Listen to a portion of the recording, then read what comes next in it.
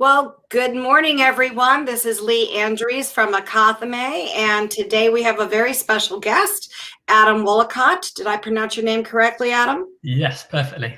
Thank you. And we've got Shyamala Prayaga. And I'm not even going to go into lots of discussion right now about where we come from, because we're going to have conversations about that throughout this session. So the reason that I asked Adam to be on this broadcast with Shyamala is because Adam is a sound engineer. He is very well known for doing what he does in all parts of the world, and has had international broadcast experience using his capabilities. He moved into voice conversational AI design, studying under Shyamala.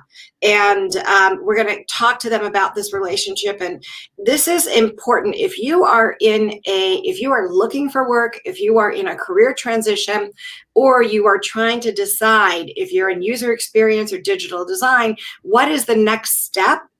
I'm here to tell you that it's voice. This is where everything is going. And so we're going to talk about that first and foremost. So Shyamala, was there anything else you wanted to say to the folks before we get started on the questionings? Yeah, I would say Adam is the first student of the Digital Assistant Academy. So that makes it a history for him. It is. Yeah. So that means that we get to haunt him for the rest of his career. That's awesome. Yes. All right. So Adam, why don't you go ahead and introduce yourself, and then after you've introduced yourself, tell us why you decided to make this big career change. Also, you relocated. I So did, yes. Talk to us about how this transpired. Sure, yeah. So as Lee mentioned, I'm Adam Woollacott. I'm sort of studying on the Digital Assistant Academy course.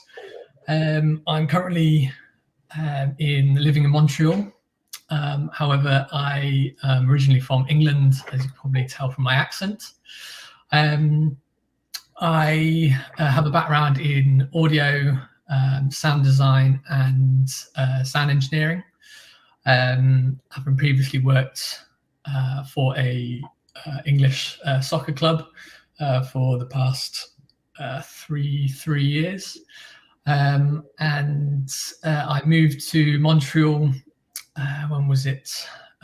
Just over a year ago now, just before the pandemic. So that's probably quite lucky. I just managed to just pip in there before everything got locked down. So that was good. And then throughout this year, I've basically been kind of honing in my skills, learning a lot, and decided to take on this course, really. Terrific. And so just so that you guys know, I just learned something interesting about StreamYard, that when you hover over a comment, even a test comment, it appears online. So the say something was part of our testing in our green room. So apologies for that. For those of you just joining, I want to introduce again Adam Woollacott. He is going to be talking to us about his pursuit of conversational AI design in his portfolio. He just introduced himself. Shyamala, of course, is here as the founder of the Digital Assistant Academy, making sure that she has enough people in her pipeline to support her voice conversational requirements. All right, so why voice? Why did you decide to go the voice route, Adam? Well, for me, I've always been interested in technology, sort of from a young age, technology and audio. One of my first sort of main, going back probably 10, 12, 15 years, one of my first sort of big purchases with my own money, my own cash, was a big sort of speaker system. With this speaker system, 4 big speakers, they were taller than me.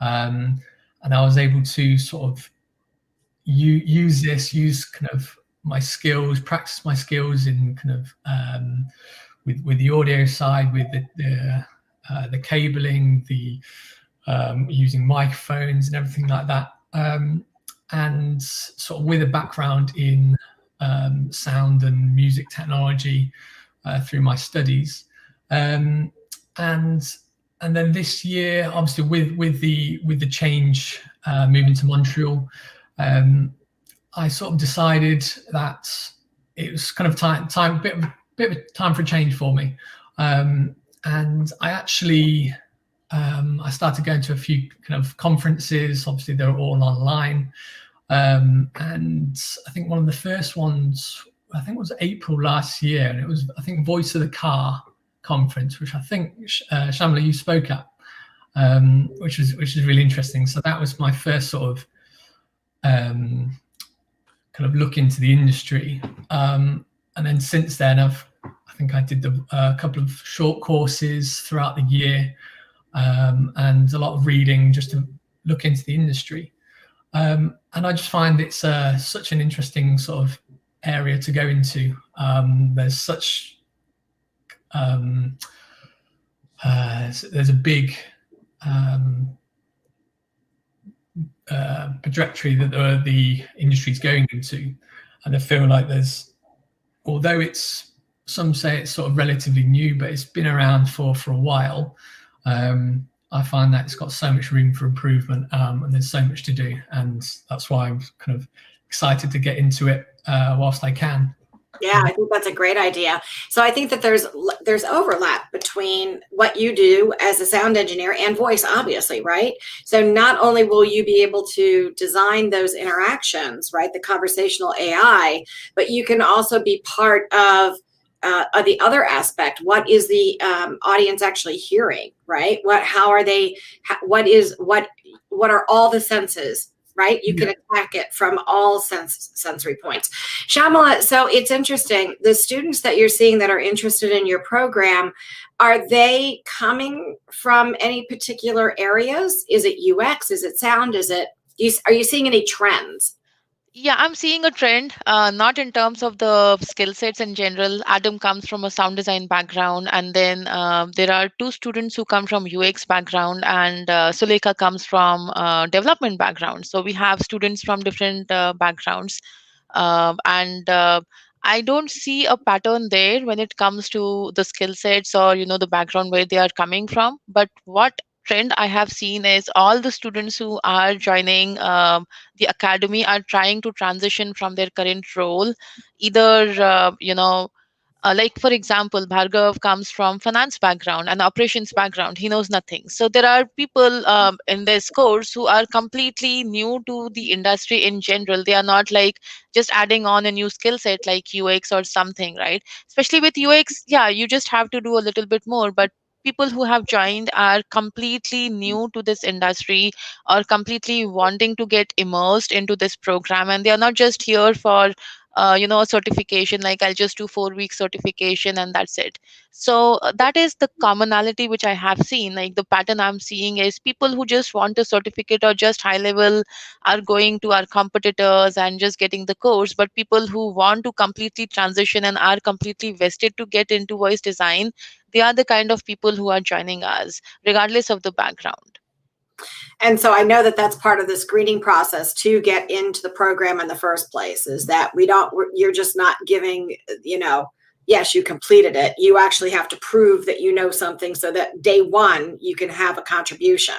Now, so it's interesting to me that you're getting people from all kinds of backgrounds. So there is a strong UX component in this. Adam, are you learning about user experience or toe tapping, tapping your toe into that pool with this program as well? Are you learning bits and pieces of that? Yeah, definitely. And it's also kind of all the user research aspect as well, which adds to the whole process. I feel like sort of as my experience, I didn't have too much of that before. So by learning kind of all those steps in detail within the different modules in the course is really really good for me, and gives me much more sort of confidence going forward within each project. We'll probably go into the different projects in shortly, but from sort of my first project to the project I'm working on now, I feel I have a much better understanding of what I need to do, the different practices I need to do, confidence, more confidence speaking and interviewing people.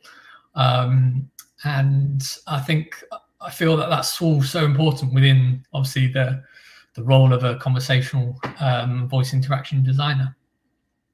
So, yeah, because you did not have any UX background whatsoever, correct? No, yeah, correct. It's sort of working as a sort of in my previous job, it was more on the sort of the creative side. We had short turnarounds in terms of audio projects, and sort of working on live broadcasts, and it's kind of under pressure. So to do that, the UX and research side wasn't sort of part of it. And it's made me obviously think now that although that wasn't part of my job, it would have been very useful as part of the job back then, because you could go into so much more detail and actually find out, okay, what do people want? So it's really important.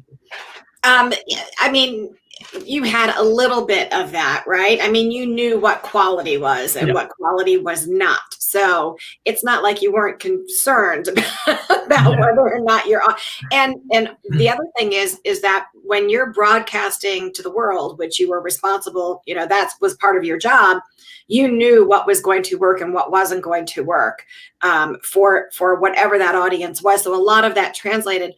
So talk to me about what has been the most, so if you were to talk to somebody else who's in a career transition or just kind of wondering what to do next, what would you tell them has been the most difficult challenge in learning about conversational AI that they should prep themselves for? I'd say for me,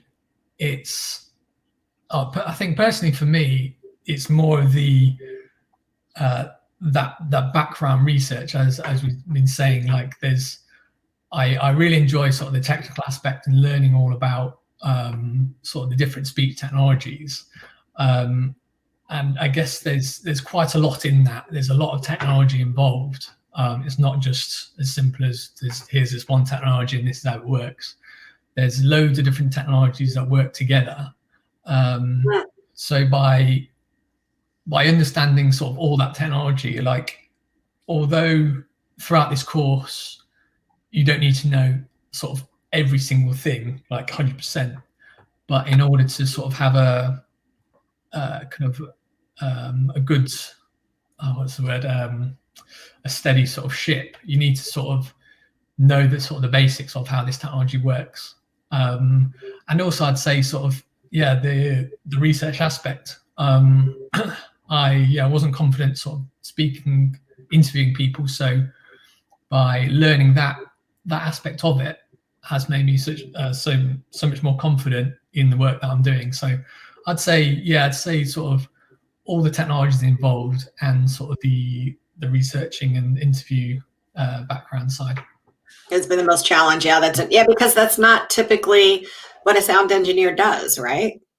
that would be a big shift. Yeah, like, because generally, like, this sound engineers, like, because we've always got headphones on. So in my previous office, we had there were, I think, 12 of us, or 12 to 15, and so there were sort of the managers and sort of the video editors. They were kind of like talking amongst themselves with all their ideas and sharing ideas how to make it better. But with us, we had our earphones on, concentrating on listening to the sounds. How does this sound work? So we couldn't speak to anyone. There is no input other than that sound, is there? So I want to talk, before we talk about your portfolio, I do want to talk about the storytelling piece, because there's a big component of what you do now. Because as a career transition, as a person who's in a career transition, these stories from the past need to be able to relate to the stories of your future, right? What you're working on right now. How challenging is that part for you? How's that been for you? Yes, pretty challenging.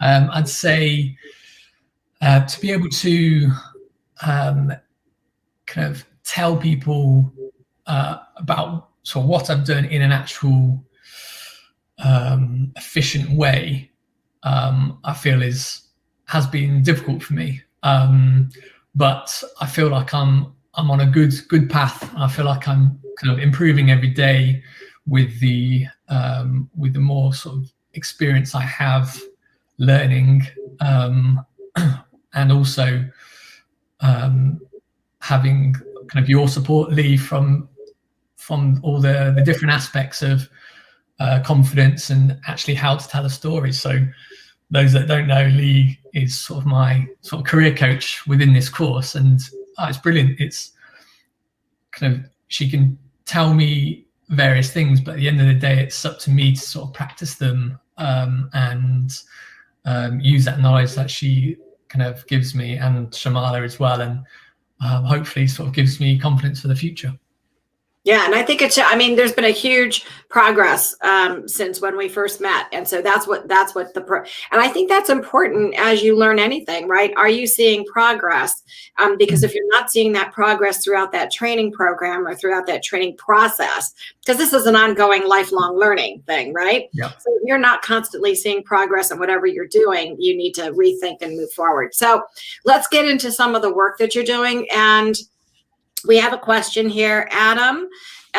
What pushed you out of your comfort zone, and how did you handle them? How is this program helping you achieve your career goals? Wow, that's a big question. Yeah. So why don't we take this one at a time? Mm-hmm. So what has actually been? We just talked about the storytelling. We talked about the research. So I think those are probably the two things that got you out of your comfort zone, yeah. Right? Right, that's exactly right. It's being able to, so if you have an idea for a project, is to be able to tell that to people, and say for the interviewing techniques, to be able to actually talk to people about what your idea is, what you'd sort of like them to, what you want to be able to get from, say, the user interview, because the idea of the interview is not to interview them or interview kind of my techniques. It's just to get ideas out, what people think, in a sort of a conversational and calm, friendly way. So it so people understand. Well, so I get to understand how people feel about a certain topic. So being able to sort of hone in my interview techniques, I did that a little bit sort of in my previous job, when filming a video and I wanted to interview people for the video or the voiceover, but by actually having much more practice throughout this course, throughout all the research areas, that was kind of out of my comfort zone, and I feel like it's still not normal for me, not natural, but I feel like I'm getting there, and sort of getting a lot more confident at asking the right sort of questions as well. So along the same lines, Adam, part of the program also is writing research papers, right? Because I believe that learning does not happen just by listening to a bunch of videos. And that is why we have introduced writing research papers for academias and research related things, so that you are putting in all of your knowledge. How about that aspect? Was that uncomfortable for you or push your boundaries? Because you did an excellent job writing that, though. Yeah, thank you. Well, it's like as I said before, I really like kind of technology and the learning, the technology behind it, and for me, sort of the writing aspect as well. I hadn't sort of written any sort of reports since 5-6 years ago, since I was at 6-7 years ago, since I was at university. So to have that sort of change of hang on, I've actually got to write things down now, it was different, but it works so much better, because by actually writing it down, you get the things stick in your head a lot more, and by actually researching many different topics, many different areas, you get a much better understanding. So I guess, yeah, the writing aspect was has sort of been difficult, but I feel like I'm finding my feet. And then throughout the course, there's different help into obviously how to write papers and how to write various different researches. So you have that sort of constant support along the way. And then also I've got both you guys to speak to, sort of if I have any sort of problems and everything like that. So it's I'd say it's sort of definitely a big learning process, but I feel like I'm really enjoying the actual learning of it, which is really good. So we haven't brought you to your knees and cry. That's great. No, not yet. Yeah, well, Shyamala, I do want to talk about the progress that these students can expect to make, and where Adam is specifically in his learning. So you mentioned that he did a really good job on the research paper. What other things do you see are the greatest challenges to bring up Bhagava's? Am I pronouncing that name correctly? Bhagava? 𝐕𝐸𝐺𝐲, yeah, 𝐕𝐸𝐺𝐲. And good morning, Bhagava. If you're a student coming into this program, where should people expect, right? They're walking into this. Where should they actually expect some challenges from your perspective? So quite a few things, right? So first of all, it's a completely new industry, new domain, and just understanding the basic things. Like, many people still ask me, like, they have done the entire course from some other place and they're still struggling to find a job because they have learned something but they don't know what to do. So the first and foremost thing what I realized is it has to be more practical, it has to be more hands-on, and it cannot be something that you say like, I've spent 24 weeks but then I don't know where to get started because I've done everything, I have a piece of paper but I don't know what to do. So that is one thing. So when someone is joining, the expectation is be prepared. There will be lots of hands-on throughout the course. There's lots of things, and we have variations. In some places, you will be benchmarking the voice assistants. In some places, you are testing out different kind of voice applications to see the interactions and see how it works. In some places, you are doing research. There are 3 capstone projects, and Adam is in his second capstone project right now. So being able to get out of your comfort zone and being able to quickly learn a new tool, like we have different platforms for different capstones, so that students can get more variations and understanding of the different tools available out there. So that has been really interesting because you have to quickly jump into a new tool, understand how it works, and then develop something, and then move on to the next one, do the testing, which of course is very important part of all of these things.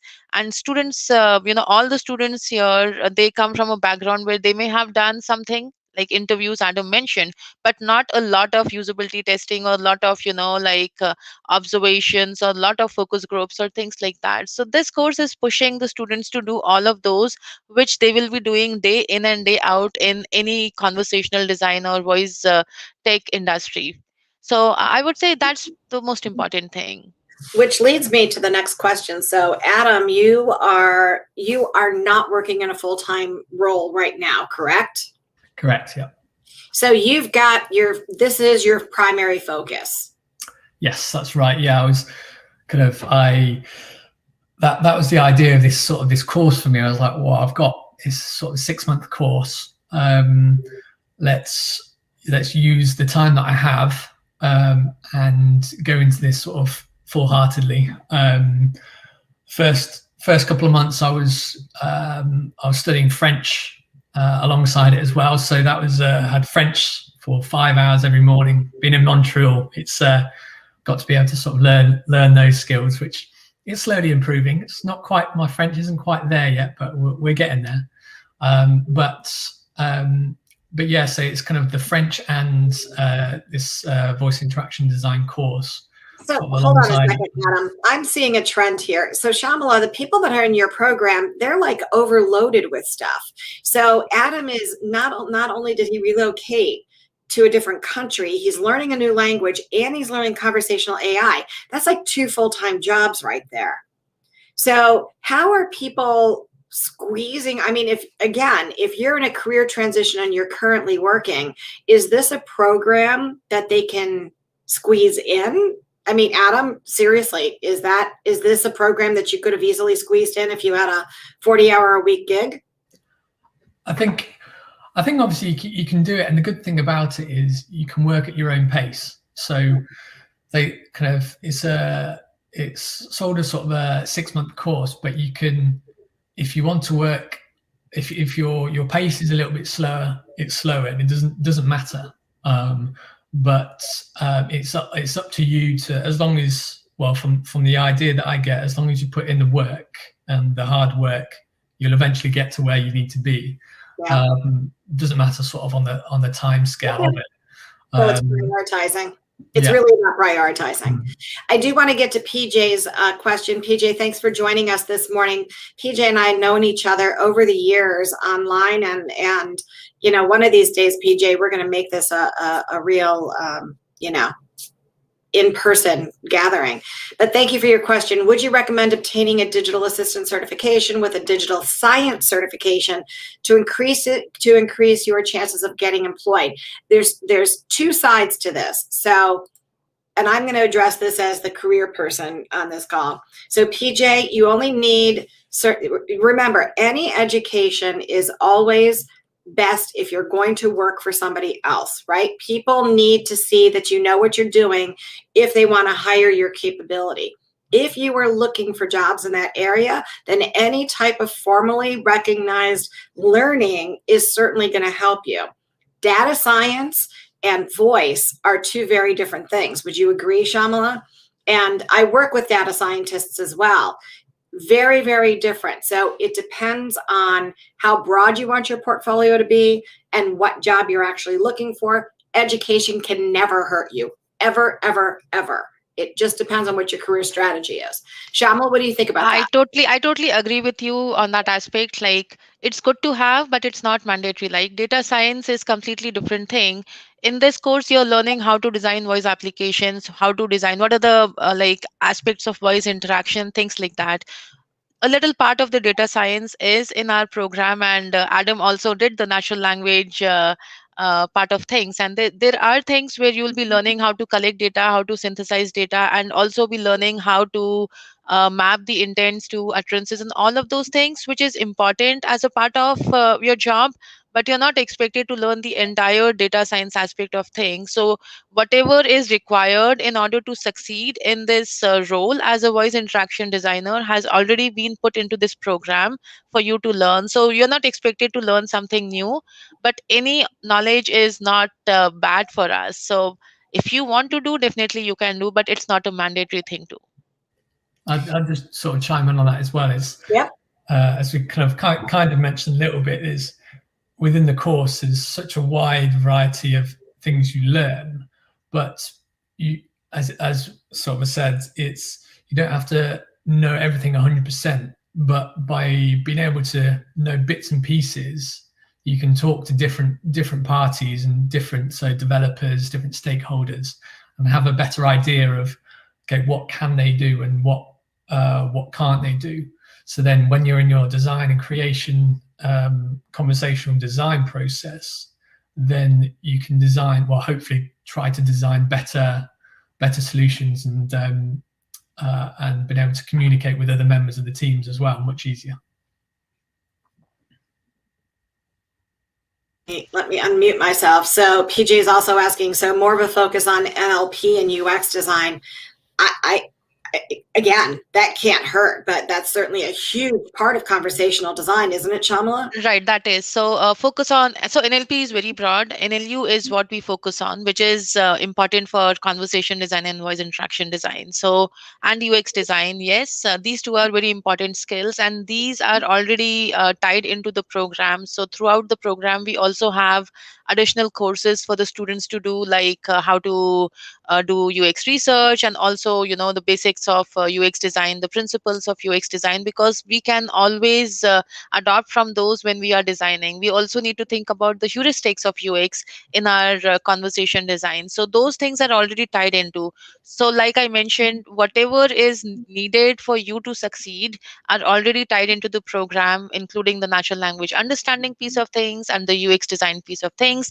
And also eventually we also have towards the end of the program the accessibility aspects of things, which is really important, because that again is what will make you a full-fledged conversational designer, because you're thinking about every element and every aspect of design. Wow. Okay, and we are at our 30 minutes, and these minutes go by very fast. Again, thank you for all who joined us. If you have any questions and want to reach out to Adam, what's the best way for folks to get a hold of you? LinkedIn? Probably through LinkedIn. Yeah, I'm just in the process of updating my website, so that'll be up pretty soon. But yeah, just through LinkedIn is probably the best way.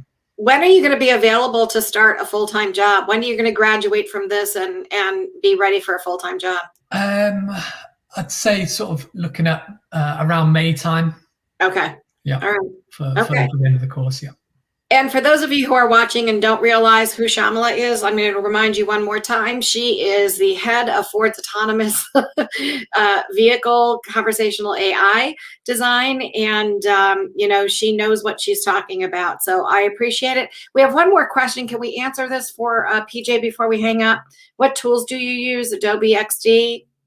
So we use different tools. We are not tied to one. Adobe XD is more of a initial prototyping tool. We use Botmark, we use Bot Society, we use VoiceFlow, and we are also onboarding quite a few other vendors out there, including I'm blanking on the name, but there are quite a few vendors we are talking with right now, so that the students get a wide variety of options to choose from. And this is not just Adobe XD is more like your Illustrator, where you are creating your flows, but it is not something you can deploy. The tools we have, and Adam can talk about it more, but the tools we have are the ones where you design, you prototype, and you deploy it into whatever channels you want. So you have a live project when you are done with the course. Wow. Okay. There we have that. All right, guys. Thanks again for joining us. You all have a wonderful rest of your day. Enjoy the weekend ahead, and we will see you next week on Voice Chat Fridays. Take care. Thank you.